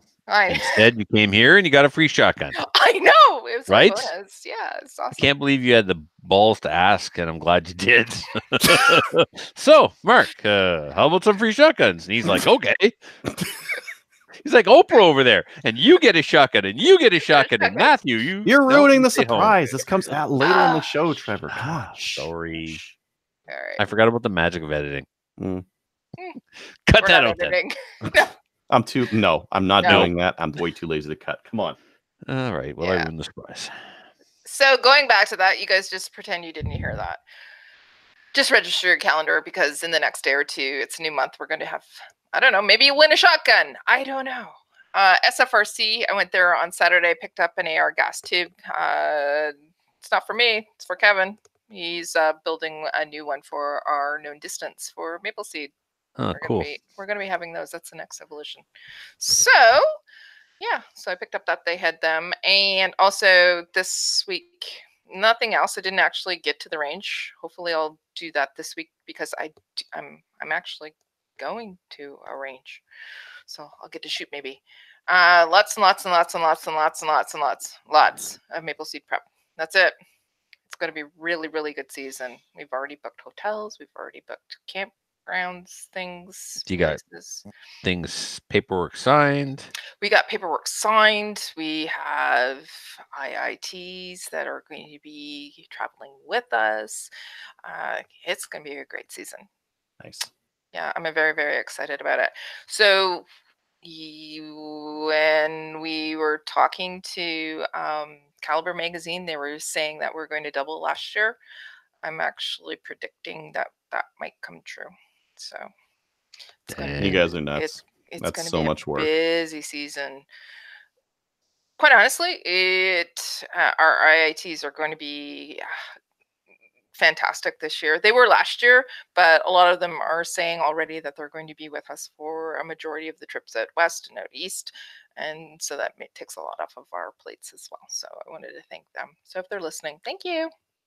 All right, that's it. I didn't do anything else because I've been so busy with that. Let's talk about upcoming events. Do you, Adriel, do you want to talk about the CRPS events? ORPS. ORPS has a couple it's events coming up. ORPS, but okay, CRPS as well, because I know that you're going to be doing one at your range too. Yeah, there's going to be one of those at Chaz. Yeah, if you want to join that one, there's going to be an CRPS at Chaz. Yes. But ORPS has two of them, and they just opened those, and they're going to be doing one in Lethbridge, and Alberta, and one in Stittsville, Ontario. Correct. And I'd like to get to the Alberta one, but that's the same day as the 3-gun match for Chaz, so I'll probably shoot 3-gun. Probably not going to be doing that then. Yeah. One of the things that you did for everybody was you posted it on our Facebook page if they want to order the package. That was awesome. I see a lot of people are interested in that. Well, like if you want something fun to do, you could do this in your backyard. It's $300. You could get all the steel and the props. You could have a match in your backyard if you're on an acreage or something like that, and you could see how you compare nationally. Yep. Yeah, that's exactly it. You can compare yourself against Trevor in New Brunswick, right? Yep. Yeah, exactly. Action Rifle Rimfire had 2 events, but they're both like completely sold out. That's awesome. Yeah. Okay. All right. Why don't we move on to the news? C-71 Senate hearings. So yeah. How was that? I watched a couple of them. On Monday, right? I watched a couple of them. I watched Dave Partnan's. I watched some of the industry ones, Wolverine Supplies, the CSSSA, which were the ones with lots of S's in it. That's SSA? Yeah, that one. CSAAA. Yes. That one. Oh, that one. Lots of A's. Yeah. Yeah, that's the one. The Industry Association one. Yeah, and she was sharp. Holy, she was sharp. Yeah. Really eloquent, really like, hey, this is exactly the impact to the business that we're seeing. Excellent testimony. Yeah, but let's talk about that for a second. Sorry, Kelly. Okay, sorry. The CSAAA, for the listeners who don't know, is like a pro-gun org, but directly for the industry side. Right. You have to be involved in business. You have to own a gun shop or be a distributor, something like that, to be a member of the CSAAA. And you can rest assured that the government listens to them because they're the ones that can talk specifically about the financial impact and the impact on the economy. When they start cutting guns, you start cutting jobs. And you start cutting jobs, you start cutting taxes or tax revenue. So it was awesome, Adriel, to hear that their spokesman was on the ball. Oh, yeah. Yeah, she was on the ball. They had Gary Mauser, a bunch of other guys come Yeah. out there. Yeah. Yeah, what they're all- did Gary Mauser do with a picture of a moose that's turning So, into like the best meme ever? He held up a picture of a moose and he said there was more people killed by moose last year than there were by licensed gun owners. And he said, and the moose is not licensed. It was awesome. Oh, I love And that, man. the other piece that was quite cool was the fact that he didn't have his hearing on, so he couldn't hear what people were saying. So he was just, they'd ask him a question, he's going, I didn't hear what they said. It was awesome. So he had his facts, and his facts were, he was articulate. He is somebody who is a professor. He is able to spiel off this stuff, and it was quite good. But he held up this picture of a moose saying that this moose killed more people last year than licensed gun owners, and this moose isn't licensed. It was Yep. Yeah. Yep. It was That's good. It reminds me of when somebody said recently that the government's attacking the gun lobby, but they fail to they neglect to remember. They're failing to remember or mention that they licensed that gun lobby. The gun lobby that they're picking on, Yep. they deem to be some of the most law-abiding citizens in the land. So They don't all pick had on to us. get by their filters. Right. Don't criticize the gun lobby.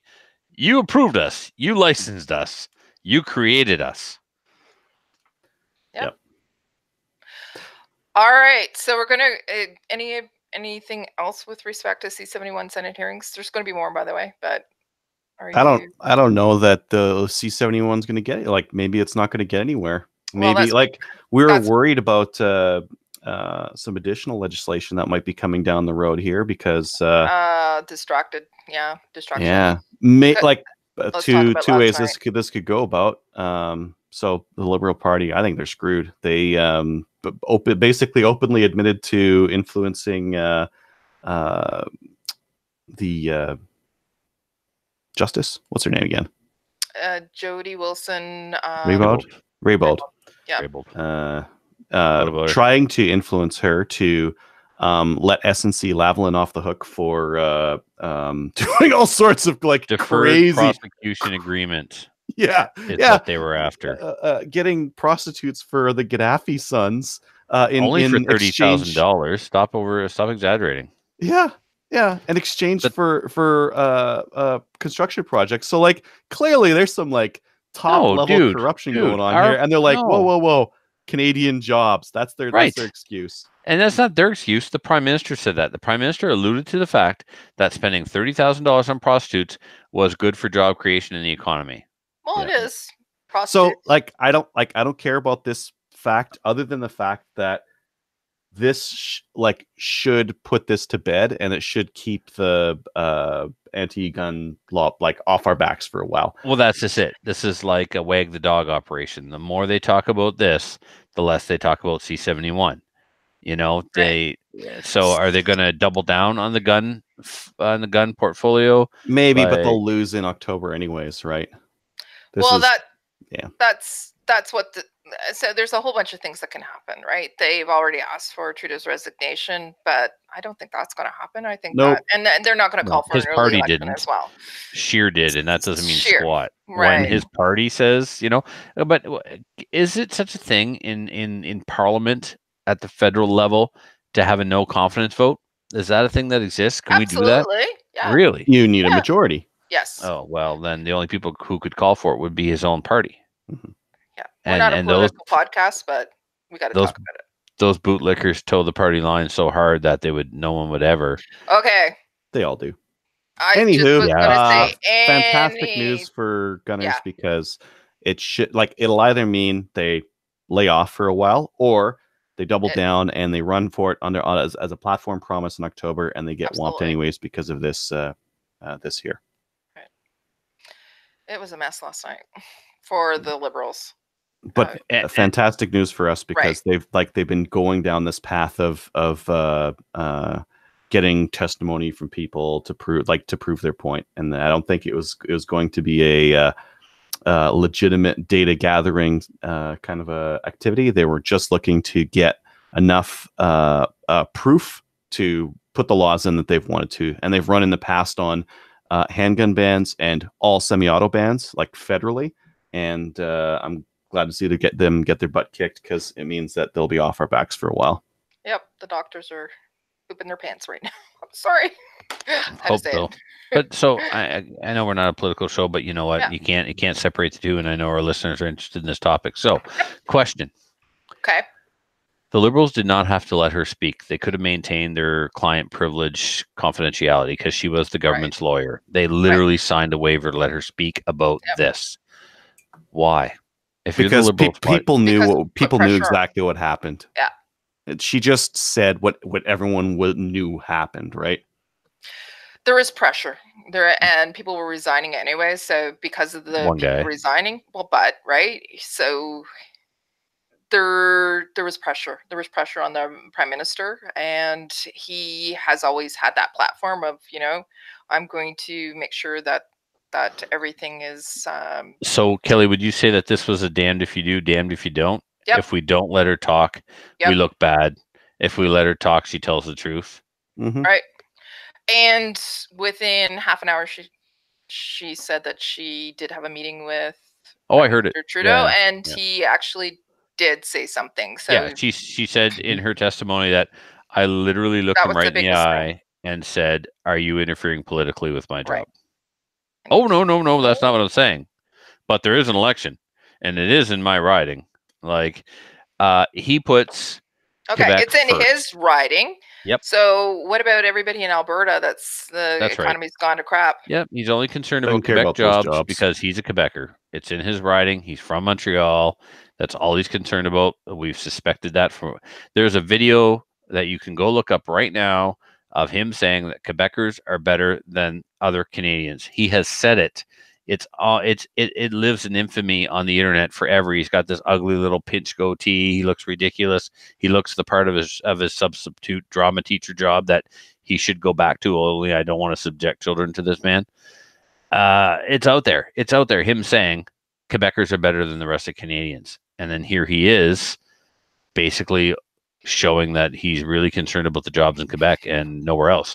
If he was concerned about the jobs elsewhere and truly concerned about all Canadians, he would put pressure on to get a pipeline built, a pipeline that someone else was willing to pay for, but instead he wasted money on not having it built, a pipeline that would help all of Canada, but instead he's trying to help a crooked Quebec company. No, what he's trying. No, we're good. We're good for politics. No, I just have to say something. Okay, go ahead. No, what he's doing is he's trying to win votes in Quebec so that he can continue to have a majority government. That's what he's trying to do.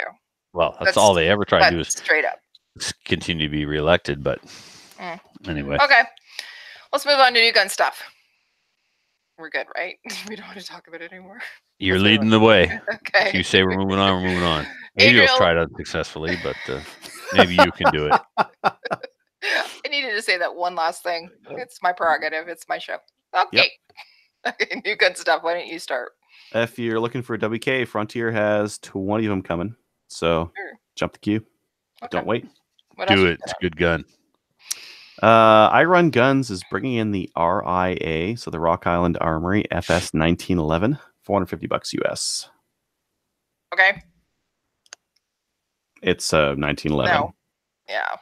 For $450. I'm not super interested in those. Now, Rock Island Armory also makes a Para knockoff double stack 9mm that's supposed to be an excellent 3-gun pistol that's very common in the US. I was listening to the 3-gun show, and they had Hayes Custom Guns. Hayes Custom Guns, they have 2 guns that they'll make. They have a 2011 based one, and they have an Armscore RIA based one. And that one is like an RIA that's just tweaked. And that's like their base, inexpensive way to get a race gun for 3-gunning, right? And comes with a mag well, a couple other things, right? So interesting. I actually asked them on CGN, like, hey, you're going to bring in the, what's their other one? HSTS or something like that. I'm not going to buy one myself, but interesting anyways. Okay. What about the next one? They are also bringing in the Hunters as well? Yeah, the RFB Hunters for $12.99 US. So those have been quite a bit more expensive in the past. I seem to remember the RFBs being right around $2,500. Trevor, can you correct me on that? Does that sound right? I thought they used to be like a lot more expensive. They're bringing them in for $12.99 US. No, because they were about 15 Canadian. You're thinking of the 223 version, which is what's the other one? Something else, not the RFB. This is different. This is the forward ejecting one. The RDB is the one you're thinking of. The RDB is the 223 one that ejects downwards. This one or out is the front. No, I'm thinking about the one. The 308 came out the front. Yeah. The 223 come out the back like KSG. Yeah. 223 drops them into your front pocket. This one, they go scooching out the front. Anyways. You know what, dude? You lost me at Keltec. So when you asked me about price differences, I was just making stuff up. So they dropped it at $1,000. They're getting cheaper. Yeah. Well, why are they dropping it by half price? Well, they're facing a lot of competition. Like MDR is going to get their stuff sorted out here and start getting their stuff out soon. So still, they'll face more competition. Yeah. Okay. What's next?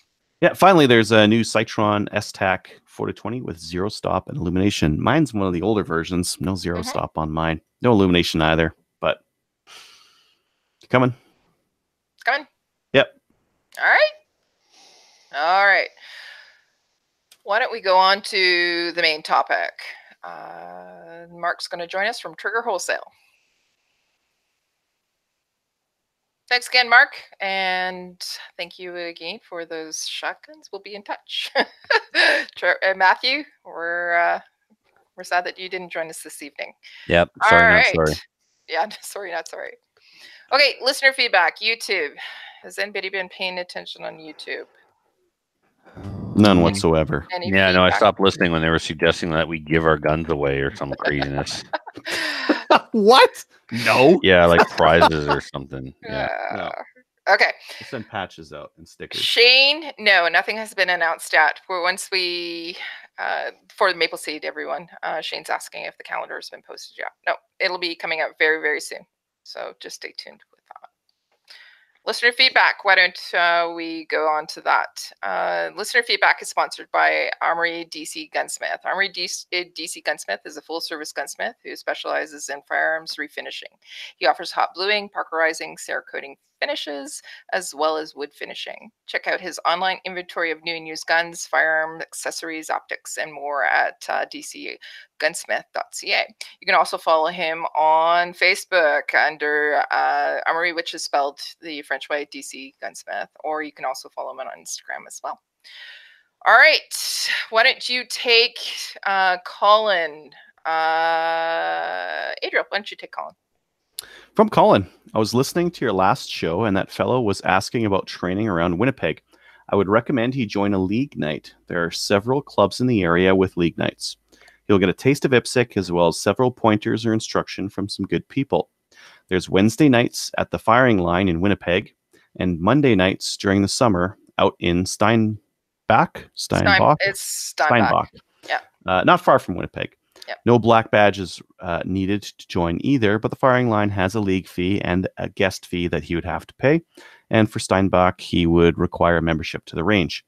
I'm sure there is other league nights at other ranges in the province. I am just not sure when they are. There's also training courses through Fast Toys. I didn't know these guys were in Manitoba. You can book private lessons here, and he points to Fast Toys has 90-minute training sessions.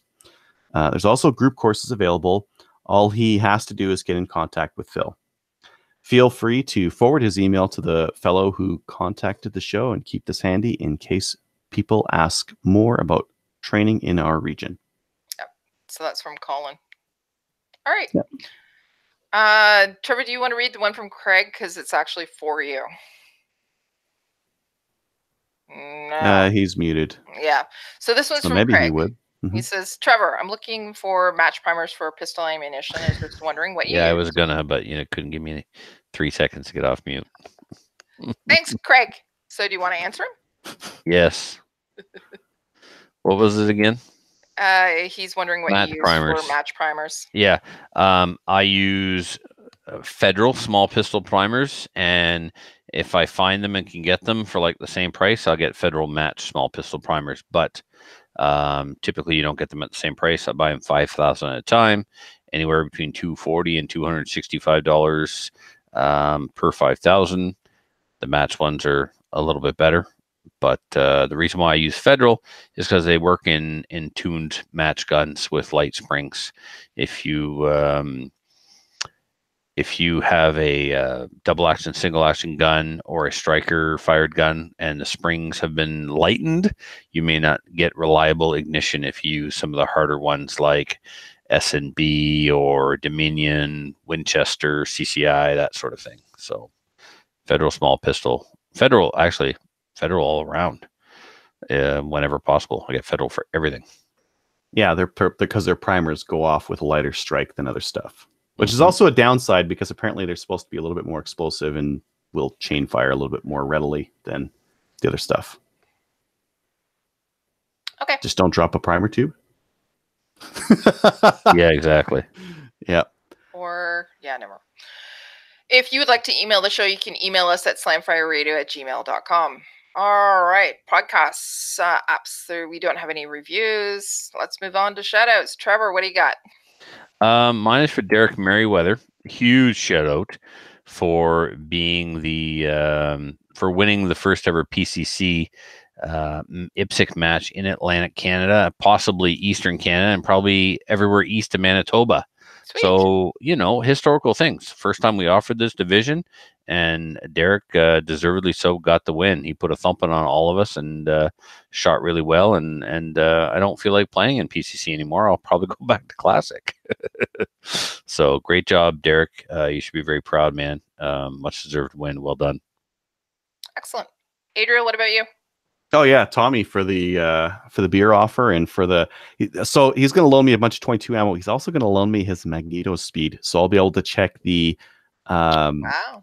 the speeds that are coming out of this ammo and the SD, which is something that's really nice to know for long distance shooting, right? So very much thank you for that. He's also going to loan me a bunch of other stuff.